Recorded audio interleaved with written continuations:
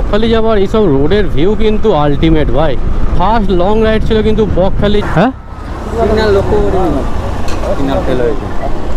তাহলে আছে কি না ছেড়ে দেবো না, তোমাদের বলবে ওনার যদি ছেড়ে দেয়, যে দূরের লোক যদি ছেড়ে দেয় দেবে, আমার তো কোনো জ্ঞান নেই। অনলাইন কেসা বিল করা যাবে না স্যার? অনলাইন না, না স্পট ফাইন করা যায় না না না। ফ্যামিলি নিয়ে বেরোলে একটা সিম্প্যাথি কাজ করে, সবারই সিম্প্যাথি। কথা বেশ ভালো বললো উনি, ফ্যামিলি নিয়ে বেরোলে তার একটা আলাদা সিম্প্যাথি কাজ করে। রাইডাররা যারা বেরোয় তাদের উপরে আলাদা চোখে দেখা হয়। মানে আমরা কি ভাই রাইডাররা কোনো ক্রাইম করতে বেরিয়েছি নাকি আমি বুঝতে পারলাম না। লেফট সাইডে রয়েছে নামখানা স্টেশন, আর এখানে দেখতে হচ্ছে টোটো অটোর কোনো কমতি নেই। যে কোনো টোটো অটো রিজার্ভ করো বা শেয়ারে যাও, আরামসে তোমরা বকখালি পৌঁছে যাবে। তো এই ব্রিজটা হচ্ছে হাতানিয়া দোয়ানিয়া ব্রিজ। কালো মেঘের মধ্যিখান দিয়ে ব্রিজটা জাস্ট অসাধারণ লাগছে। সাদা বালির ঝড় উঠছে ভাই, আর এই হচ্ছে আমাদের বকখালি বিচ।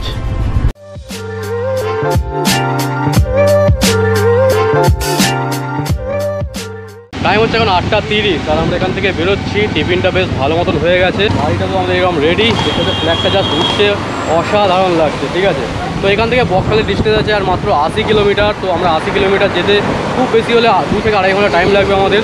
তো সবাই রেডি তো? তাহলে সবাই রেডি। দাদা শুধু বেরিয়ে যাবে বাড়ির জন্য, আর বাদবাকি আমরা 6 জন কিন্তু যাচ্ছি বকখালির উদ্দেশ্যে। তো চলো বাদবাকি কত হচ্ছে মোটো ব্লগিং সেটা হবে। আমরা এখন জাতীয় সড়ক 117-এর উপর দিয়ে যাচ্ছি। দেখে মনে হচ্ছে মানে এত জাম জট, এই টোটোগুলোর জন্য বিশেষ করে আমার প্রচণ্ড অসুবিধা হচ্ছে গাড়ি চালাতে। কি আর করা যাবে, এই সব নিয়েই চলতে হবে আমাদেরকে। তো ভোটের কারণে কিন্তু এরকম চেকপোস্ট প্রচুর পাবো, মানে পুলিশের চাপ কিন্তু বেশ থাকবে এইদিকে, আমি বুঝতেই পারছি। কারণ এখান থেকে অলরেডি পুলিশ চেকিং শুরু হয়ে গেছে। পুলিশ চেকিংকে অ্যাভয়েড করার জন্যই কিন্তু আমি একটা নেক্সট ট্রিপ যে করব সেটাকে অনেকটাই পিছিয়ে দিয়েছি। কারণ ভোটের মধ্যে আমি কোনো লং রাইডে যেতে চাইছি না, শুধু ঝামেলায় জড়িয়ে কোনো লাভও নেই। ভোটটা কাটলে কিন্তু আমরা আবারও একটা সব থেকে বড় রাইডে বেরোবো, আর সেই রাইডটা দেখার জন্য কিন্তু চ্যানেলটাকে এখনই সাবস্ক্রাইব করে দাও। আর এরকম ভিডিও যদি তোমাদের ভালো লাগে তো please like comment and share করতে ভুলো না কিন্তু। এখন রয়েছে আমরা বাগারিয়া মোড়। ওকে, আর এখান থেকে 72 কিলোমিটার ডিস্টেন্স আছে। আমরা গাড়ি একদম স্পিডে চালাতেই পারছি না, এক তো স্পিডোমিটারের ভয় আছে। কচুবেড়িয়া। ওকে, তবে বকখালি যাবার এইসব রোডের ভিউ কিন্তু আলটিমেট ভাই, দারুণ দারুণ। আর হাওয়ার প্রেশার তোমরা বুঝতেই পারছো কি লেভেলের হাওয়া, পুরো সামনে থেকে হাওয়াটা লাগছে। এর আগে পর্যন্ত কিন্তু আমরা গাড়ি চালাবার সময়ও গরম হচ্ছিলো, তবে এখন কিন্তু একদমই গরম হচ্ছে না। মাঠের ভিউগুলো দেখো কতটা সিনিক রোড। আর এখন টাইম হয়ে গেছে অলরেডি 8:49, মানে এখনও পর্যন্ত 67 কিলোমিটার ডিস্টেন্স বাকি আছে বকখালির। ওকে, আমরা যদি ফ্রিভাবে আমরা চালাতাম গাড়ি তো কখন আমরা অনেক আগে চলে যেতাম, কিন্তু কিছু করার নেই। আমার একটাই ভয় যে স্পিডোমিটার, মানে পুলিশ সামনে প্রচণ্ড পরিমাণে চেকিং হচ্ছে। আমি কালকেই খবর পেয়েছিলাম যে এদিকে কিন্তু চেকিং লেভেলটা অনেক হাই রয়েছে, আর বিশেষ করে বাইরের লোক দেখলে কিন্তু এরা ফাইন মারছে। তো সেই কারণে আমরা আমাদের স্পিড মতন যাব, যাতে করে আমাদের কোনো ফল্ট না থাকে, এবং ফল্ট যদি না থাকে তো আমি পুলিশের সাথে অবশ্যই ফাইট করব। কাকদ্বীপের ডিস্টেন্স হচ্ছে এখান থেকে 24 কিলোমিটার, এবং বকখালির ডিস্টেন্স আছে 63 কিলোমিটার। তো আমার এখনও পর্যন্ত ভালো মনে আছে, মানে আমি যখন বাইক কিনেছিলাম তখন আমার ফার্স্ট লং রাইড ছিল কিন্তু বকখালি, যেটা আমি আমার মামাকে নিয়ে কমপ্লিট করেছিলাম। তো তার একটা আলাদাই আনন্দ ছিল। আজকের ডেটে দাঁড়িয়ে হয়তো ওই আনন্দটা আর ফিল করতে পারছি না, কারণ অনেকটাই কম রাস্তা। তো সেই সময় কিন্তু যখন আমি প্রথমবার 120 কিলোমিটার 12 কিলোমিটার প্রায় কভার করেছিলাম, তো একটা মনের মধ্যে একটা আলাদাই আনন্দ থাকে। মানে প্রথমবার, বুঝতেই পারছো কি বলবো, সেই ফিলিংসটা কিন্তু আমি এখন উপভোগ করছি। যে আগে আমি যখন এই সব রোডের উপর দিয়ে গিয়েছি তখন কত আনন্দ করতে করতে গিয়েছি, আর মনের মধ্যে একটা আলাদাই জোশ ছিল ভাই।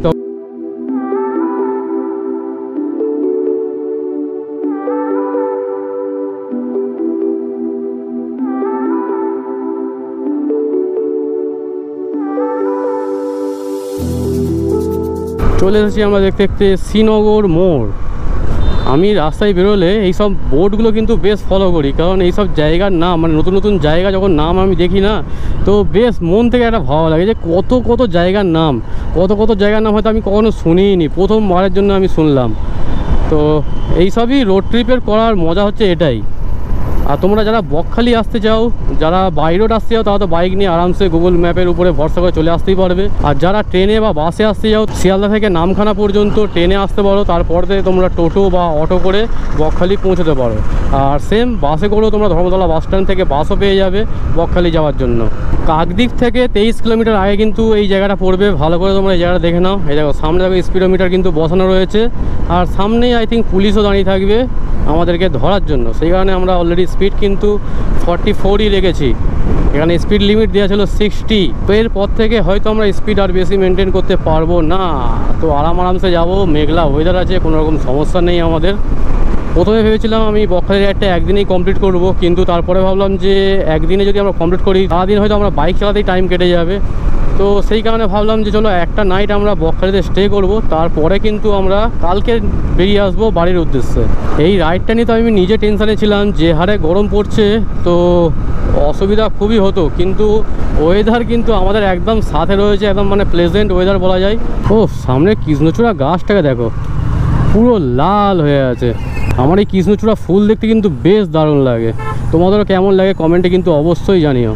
আর এই সাইডে দু সাইডে দেখতে পাচ্ছ এই কৃষ্ণচূড়া গাছ কিন্তু প্রচুর রয়েছে। কাল রাত্রে কিন্তু আমার শুতে প্রায় 1-1:30 বেজে গিয়েছিলো, কারণ আমি আগে থেকে কিন্তু কোনো রকম প্যাকিং করিনি। তো জাস্ট অল্প জিনিস নেবো, সেই কারণেই প্যাকিংটা করিনি আগে থেকে। আর প্রতিটা রাইডে কিন্তু আমি আগে থেকেই প্যাকিং কমপ্লিট করে রেখে দিই। তো সেই কারণে শুরু করতে অনেকটাই রাত হয়ে গেছে, আর আজকে অনেক সকালেই উঠে পড়তে হয়েছে আমাদের। বকখালি গিয়ে আমরা হোটেল নিয়ে তারপরে একটু রেস্ট নেবো। আর তার মধ্যেখানে রাস্তায় হয়তো বাপিদা দাঁড়াবে, কারণ বাপিদার একটু পেড়াই পরোটা খাওয়ার ইচ্ছা হয়েছে। আমরা ওখানে দেখলে ডিম টোস্ট খেয়েছি, বাপিদা বললো যে না চলো এই সাইডে এসে গেলে একটু পেড়াই পরোটা খাওয়ার ইচ্ছা হচ্ছে আমার।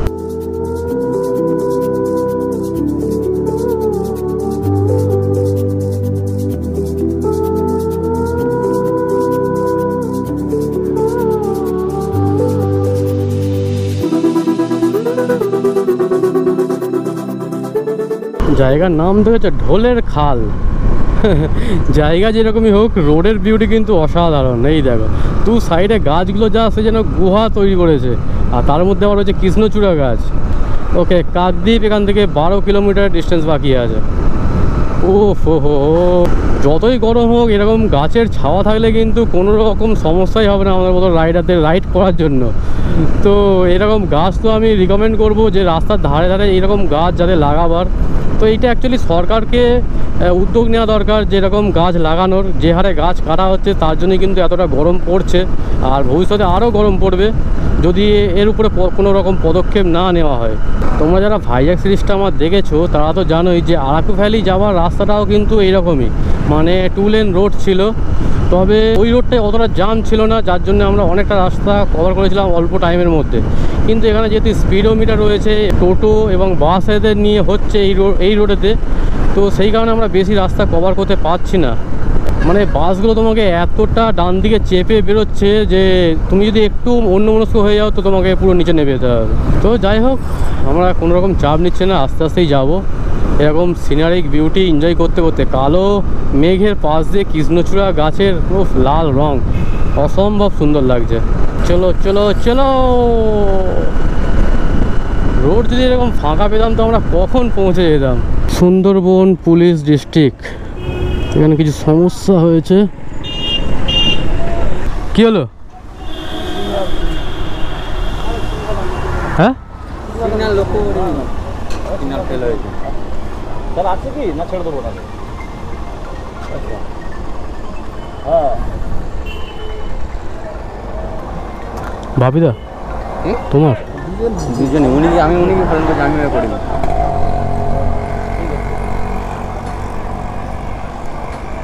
একটু 5 মিনিট সিগন্যাল ফেল করলে আমাকে আটকানো অফিসার স্যার অনেক দূর থেকে আসতে বুঝতে পারিনি স্যার। আমার কথা শুনুন স্যার, না না না না, এসব কেমন লাগবে আমাকে চেষ্টা করতে হবে। আমাকে আপনি তো ওনাদের বলবে, ওনারা যদি ছেড়ে দেয়, যে দূরের লোক যদি ছেড়ে দেয় দেবে, আমার তো কোনো জ্ঞান নেই। আমি তোমার সামনে ফোন করলাম, ঠিক আছে, সিগন্যাল ফেল করেছে, আমি বললাম বাইরে আসছে না, তাহলে ওনাকে সব বলবে, ওনারা যেটা ভালো বুঝুন করবো, যদি বলে ফাইন করবো করবো, বাইরে যদি বলে না একবার মাফ করে দিই, সেটা আমাদের উপর হয়ে গেছে। তো গঙ্গাসাগর যাওয়ার রাস্তা ছিল এইটা। এখানে একটা সিগন্যাল রয়েছে, বাপি দ্বারা বুঝতে পারেনি, তো এখানে ধরেছে। দেখা যাক কি করা যায়।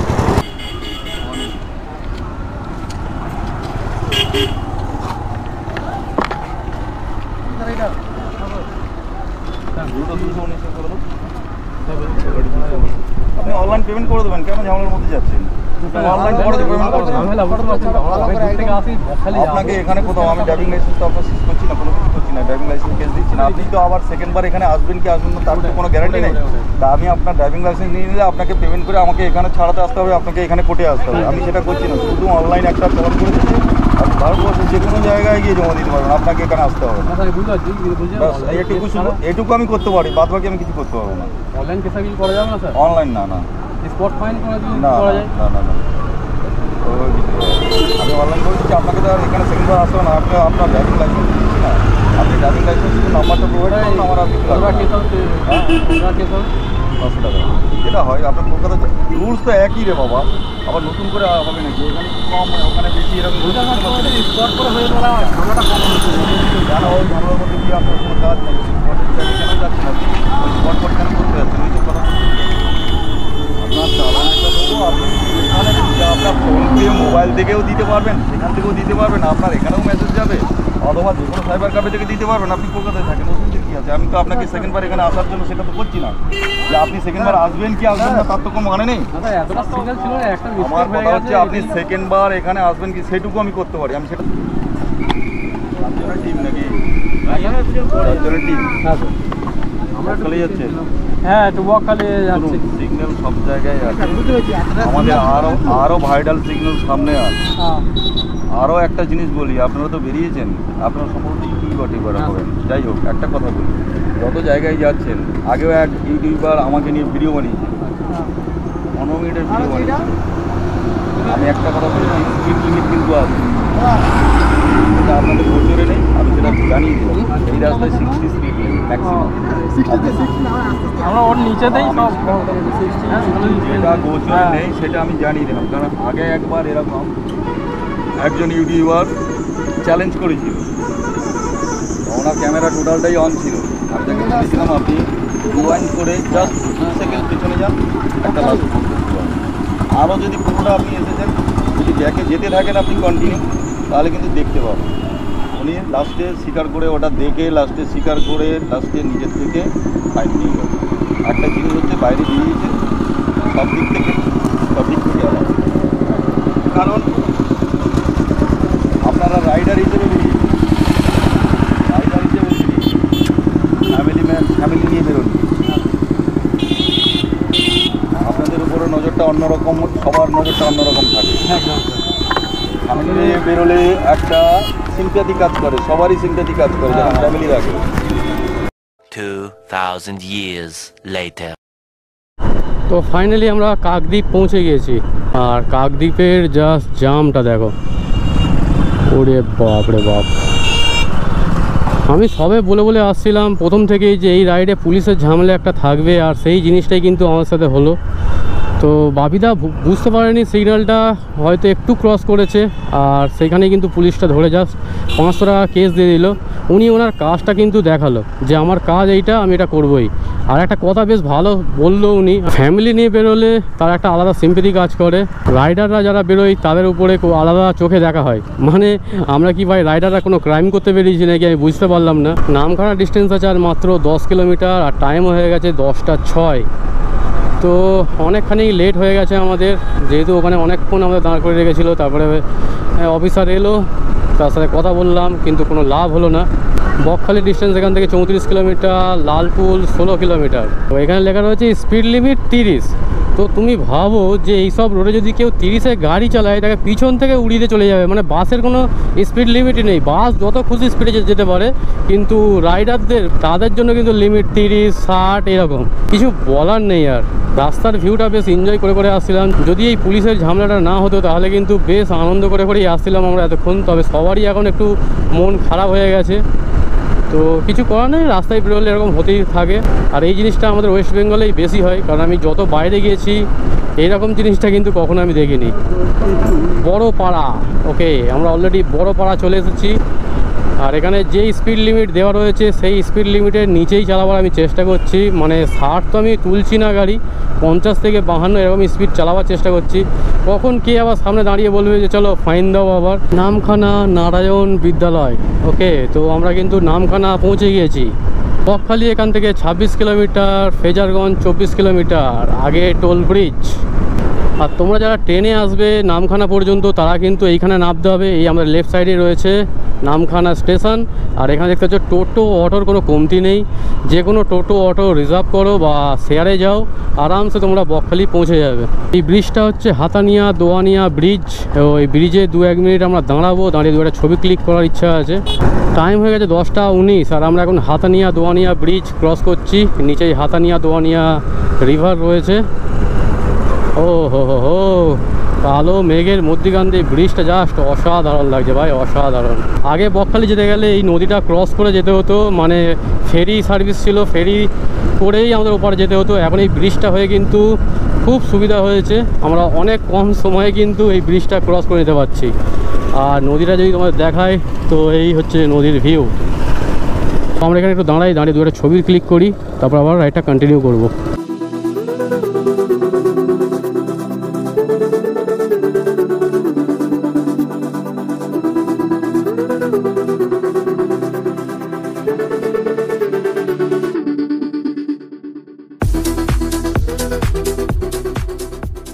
আর এখানে আমি জাস্ট ছবি তুলবো বললে হেলমেটটাকে এই রেলিংয়ের উপরে রেখেছি, এত হাওয়া চলছে হেলমেটটা জাস্ট দাঁড়াম করে পুরো নিচে পড়লো। মানে যখন পড়েছে আমি তো ভাবলাম যে গোপ্রো গেল হয়তো, তারপরে যে দেখলাম যে না সেরকম কিছু হয়নি, গোপ্রোর মাউন্টটা খুলে জাস্ট বেরিয়ে গেছে, ওটাকে আমি আবার লাগিয়ে নিলাম। এইরকমই পুরী যাওয়ার সময় অটোমেটিক খুলে আমার মাউন্টটা পড়ে গেছিলো, প্রায় 70-80 স্পিড ছিল আমার গাড়ি, সেইখানেও কিন্তু আমার গোপ্রোর সেরকম কোনো ক্ষতি হয়নি বুলানজি কেসটার জন্য। তো এইখানেও কিন্তু এই কেসটার জন্য আমি আবারও বেঁচে গেলাম। এই পুরো ট্রিপের এই একটাই টোল প্লাজা, তাও আমরা এরকম রাইট সাইড দিয়ে বেরিয়ে গেলাম। এই হাওয়াটাকে ঠিক হাওয়া বলা চলে না, এটাকে ঝড় বললে মোটেও ভুল হবে না। মানে এত সামনে থেকে হাওয়া আসছে, গাড়ি আমার জাস্ট এদিক ওদিক হচ্ছে। তো আমরা এই এন্টার করে গেছি লালপোল ব্রিজে। বাবিদারা আবার এগিয়েছে সামনে, আমরা পিছনেই রয়েছি। একটু হাওয়াটা চেক করে নিলাম, কারণ হাওয়াটা মনে হচ্ছিলো অনেকটাই কম। আর সত্যি দেখলাম যে পিছনে হয়েছিল 25 এবং সামনে 20। এই দেখো এই দেখো, বাপ রে বাপ, কোনো দেখাশোনার সিন নেই, যেদিকে যেতে হবে সেদিকে চলে গেলেই হলো।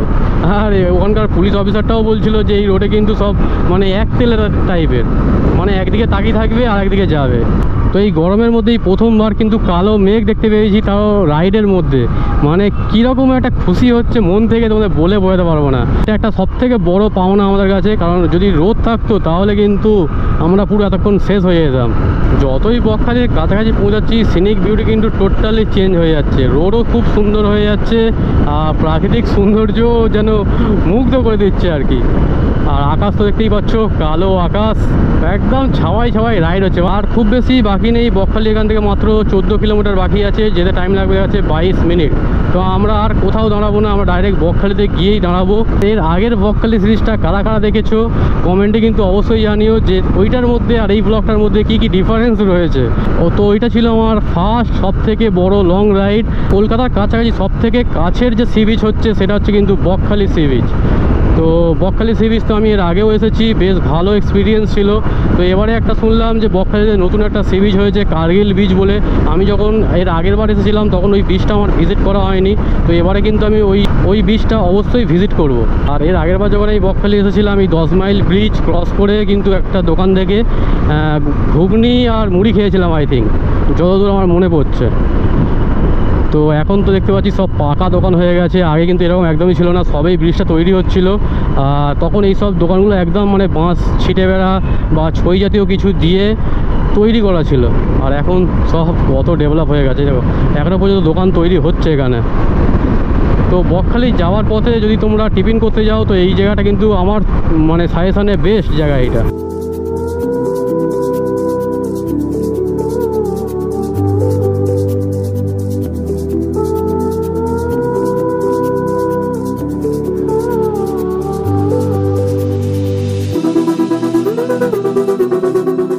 এই 10 মাইল ব্রিজ ক্রস করার পরের যে রাস্তাটা না জাস্ট অসাধারণ ভাই, অসাধারণ। মানে বকখালি পর্যন্ত এইরকমই সুন্দর সিনিক বিউটি আমরা কিন্তু এনজয় করতে করতে যাচ্ছি। আর বকখালি পৌঁছে গেলে তো আমাদের ডেস্টিনেশন শেষ। তার আগে কিন্তু আমরা প্রতিবারই যেটা বলে থাকি, আসল মানে জার্নির মজা হচ্ছে রাস্তায়। তো রাস্তার এনজয় যদি না করতে পারি তাহলে কিন্তু আমাদের রোড ট্রিপ করার কোনো মানেই হয় না। কেন বলছিলাম যে রাস্তাটা খুব সুন্দর, তোমরা নিজেরাই যা জাজ করো। পুরো স্ট্রেট রাস্তা, সাইডে সাইডে এরকম গ্রিনারি ভর্তি, মানে অসম্ভব সুন্দর লাগছে। তো এই পুরো বকখালি সিরিজটার সাথে জুড়ে থাকো, তোমরা একটা সেরা এক্সপিরিয়েন্স করতে পারবে এই সিরিজটাতে। আমরা কিন্তু বকখালি পৌঁছে গেছি প্রায়।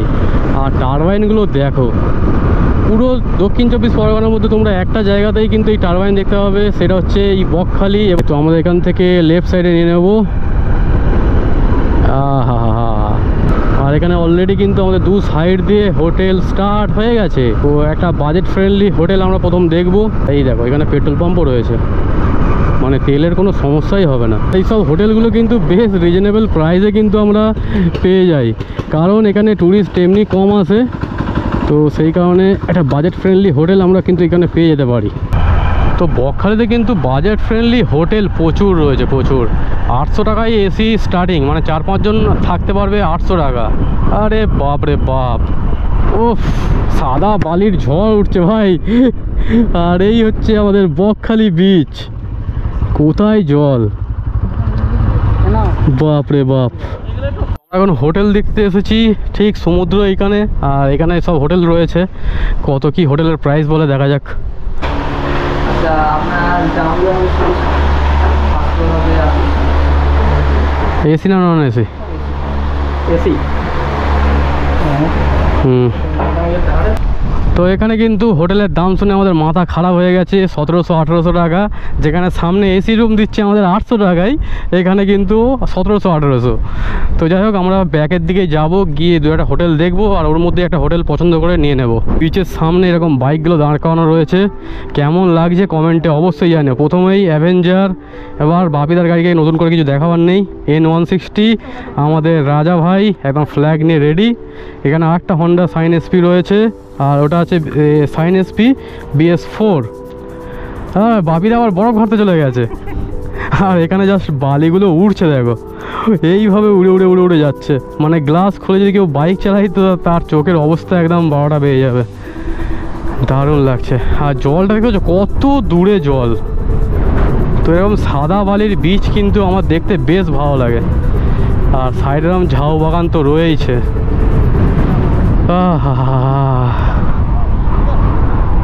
বাপিদার মনটা একটু খারাপ, শুধু ফাইন চলে যায় 500 টাকা।